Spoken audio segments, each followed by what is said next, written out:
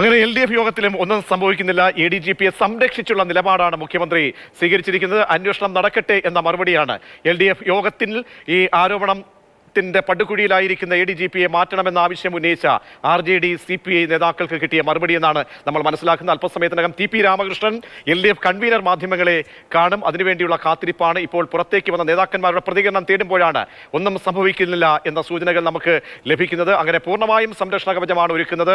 ഗുരുതര ആരോപണങ്ങൾ RSS നേതാക്കളുമായി കൂടിക്കാഴ്ച നടത്തിയെന്നടക്കമുള്ള തെളിവുകൾ, ഇന്റലിജൻസ് റിപ്പോർട്ടുകളൊക്കെ മുന്നിൽ കിട്ടിയിട്ടും മുഖ്യമന്ത്രിക്ക് ഇക്കാര്യത്തിൽ മൗനം. മുന്നണിയെ പിടിച്ചുകുലുക്കി ശിഥിലമാകുന്ന തരത്തിലേക്ക് അമർഷം നേതാക്കൾ ഉയർത്തുമ്പോഴും മുഖ്യമന്ത്രി അത് ഗൗനിക്കുന്നില്ല എന്നതാണ് ഈ നിമിഷം വരുന്ന വാർത്ത. അമൽ തേരൻ പറമ്പിൽ ചേരുന്നുണ്ട്. അമൽ, പ്രസ് മീറ്റ് ആരംഭിക്കാറായോ?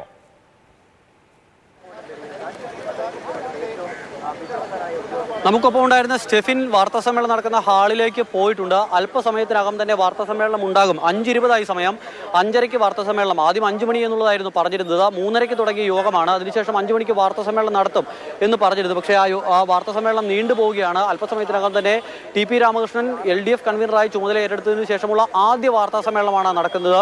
ആ ആദ്യ വാർത്താസമ്മേളനത്തിൽ എന്തെങ്കിലും ഇപ്പോൾ നമ്മൾ പറഞ്ഞതിനപ്പുറത്തേക്ക് എന്തെങ്കിലും സുപ്രധാനമായ തീരുമാനം ഉണ്ടാകുമോ എന്നുള്ളതാണ് നമ്മൾ കാത്തിരിക്കുന്നത്. പക്ഷേ അതിനുള്ള സാധ്യത വളരെ കുറവാണ് എന്നാണ് പ്രജീഷ് നേരത്തെ പറഞ്ഞതുപോലെ. ഈ പറയുന്ന നേതാക്കന്മാരുടെ പ്രതികരണം നമ്മൾ കുറെ നേരമായി കേൾക്കുന്നു. വർഗീസ് ജോർജ് പ്രതികരിച്ചു, അതോടൊപ്പം തന്നെ ബിനോയ് പ്രതികരിച്ചിറങ്ങിപ്പോയി, മറ്റിറങ്ങി വന്ന നേതാക്കളോടൊക്കെ സംസാരിക്കുകയും ചെയ്തു. പക്ഷേ അവരാരും മുഖ്യമന്ത്രി ഈ വിഷയത്തിൽ നടപടി എടുക്കുമെന്നൊരു ഉറപ്പ് നൽകിയെന്ന് പറയാൻ തയ്യാറല്ല എന്ന് മാത്രമല്ല, അന്വേഷണം നടക്കട്ടെ, അന്വേഷണത്തിൽ കണ്ടെത്തലുകൾ ഉണ്ടാകും, ആ കണ്ടെത്തലുകൾക്ക് ശേഷം എന്തെങ്കിലും തരത്തിലുള്ള വീഴ്ച ഈ ഉദ്യോഗസ്ഥരുടെ ഭാഗത്ത് ഉണ്ടായിട്ടുണ്ടെങ്കിൽ, അല്ലെങ്കിൽ മുഖ്യമന്ത്രിയുടെ പൊളിറ്റിക്കൽ സെക്രട്ടറി ആയിരിക്കുന്ന PCCയുടെ ഭാഗത്ത് ഉണ്ടായിട്ടുണ്ടെങ്കിൽ നടപടി എന്നൊരു നിലപാടിലേക്ക് എത്തുകയാണ്. നിലവിലത്തെ അവസ്ഥയിൽ എന്തായാലും ADGP അജിത് കുമാറിനെ മാറ്റി നിർത്തിക്കൊണ്ടൊരു അന്വേഷണം അല്ലെങ്കിൽ എന്തെങ്കിലും തരത്തിലുള്ള കടുത്ത നടപടി എന്നുള്ള ഒരു തീരുമാനം LDF യോഗത്തിൽ ഉണ്ടായിട്ടില്ല എന്നുള്ളതാണ് മനസ്സിലാക്കാൻ കഴിയുന്നത്. മുഖ്യമന്ത്രി ചില സാങ്കേതികമായ കാര്യങ്ങൾ ആ യോഗത്തിൽ പറഞ്ഞു എന്നുള്ളതാണ് മനസ്സിലാക്കുന്നത്. അതിൽ ഏറ്റവും പ്രധാനപ്പെട്ടത്, നേരത്തെ ചില നടപടികൾ TP സെൻകുമാറിനെതിരെ അടക്കം ചില നടപടികൾ സർക്കാരിന്റെ ഭാഗത്തു നിന്നും ഉണ്ടായിരുന്നു.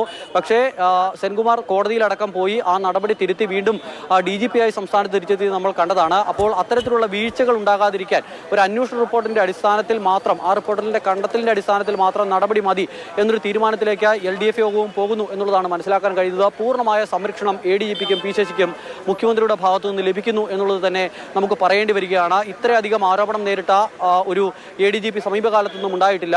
ഏതെങ്കിലും ഒരു പോലീസ് ഉദ്യോഗസ്ഥൻ ഉണ്ടായിട്ടില്ല. അതും സംസ്ഥാനത്തിന്റെ ക്രമസമാധാന ചുമതലയുള്ള ADGP-യാണ്. സംവിധാനത്തിന് പോലെ, കാരണം ഉപതെരഞ്ഞെടുപ്പുകളെ നേരിടാൻ പോകുന്നു, സംസ്ഥാനത്ത് തദ്ദേശ തെരഞ്ഞെടുപ്പ് വരാൻ പോകുന്നു. അപ്പോൾ ഗുരുതരമായ ഒരു ആരോപണം, ഒരു നയരേഖയായി പോലും പാർട്ടിയിൽ താഴെത്തട്ടിൽ മുതൽ മുകളിലേക്ക് കിടന്ന ഈ സമ്മേളന കാലത്തെ ചർച്ച എന്താണ്? RSSനെ പ്രതിരോധിക്കുക എന്നതാണ് പ്രധാനപ്പെട്ട ഒരു നയം. കേന്ദ്ര സർക്കാരിനെയും ഒപ്പം ഈ മതേതരത്വം ഉയർത്തിപ്പിടിക്കുക. അവിടെയാണ് ഈ ADGP RSSുമായി നെക്സസ് ഉണ്ട് എന്ന് പറയുമ്പോൾ ഇപ്പോൾ വളരെ ഗുരുതരമായ കാര്യങ്ങളിലും മുഖ്യമന്ത്രി ഇപ്പോൾ മൗനം തുടരുന്നു എന്നുള്ളതാണ്.